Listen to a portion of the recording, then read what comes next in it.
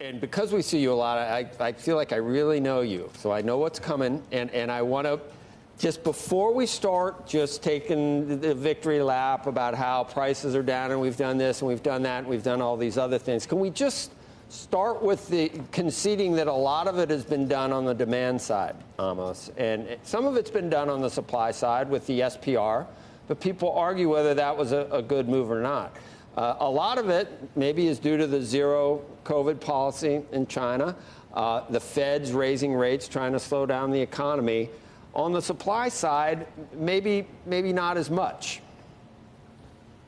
Well, I think there's certainly been some effect in the market on China. But remember that while we have a reduction in demand from China, we've also had a reduction of supply announced by more significant volume by Saudi Arabia. So I think the supply side has made a difference here.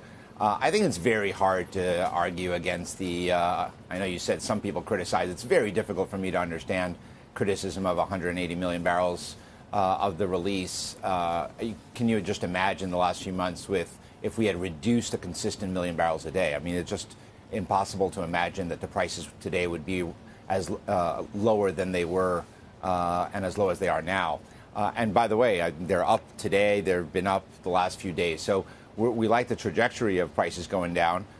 President wanted to see more production, and most importantly, wanted to see more going into inventory, and we started seeing some of that, of companies putting a little bit more into inventory.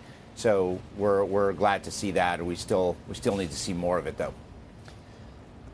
That's a lot to unpack there too. We'll try to do it.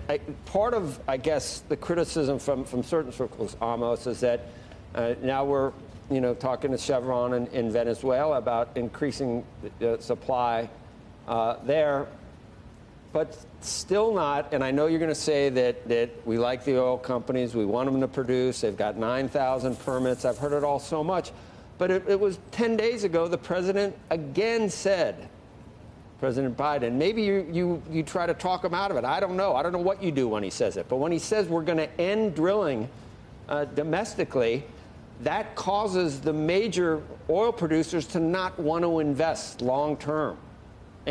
How can you give me? You say we like them, we want them to produce. Give me a number on how long. Do you want them to do it for 5 more years, for 10 more years? How long will we need these major oil producers to keep drilling? What does he mean? We're going to end drilling. When? Well, eventually we're going to be phasing out the use of oil. What is eventually? What's eventually? Because you're not going to want to invest any money in doing this if it's 2 or 3 years from now, or even 5 years almost. So I don't think we're talking about 2-3 years. We're talking about longer than that. And as you know well, the production in the United States, onshore production in the United States, is short cycle, relatively short cycle production. There can be investments, and recovery of those investments happens at a much shorter cycle than offshore, deep water, and those kinds of investments that are more expensive and take significantly more time to recover. So we understand that the economy in the United States and around the world is going to be using oil for several more years as we transition. And look at our own goals.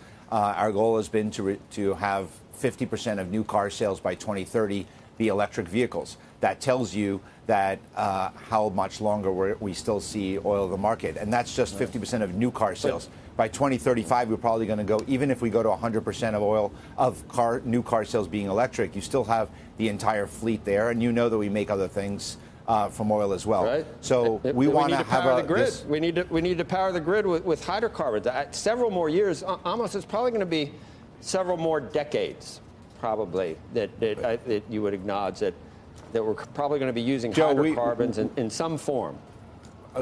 I'm very grateful we don't power our grid with oil, so let's separate out the oil and gas. Okay. But on oil side, I think that we're going to see we're still going to have demand for the next several years.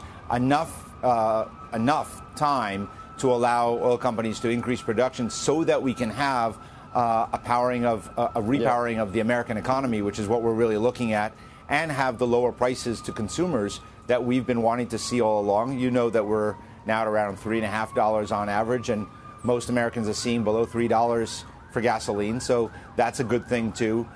we want to see that continue.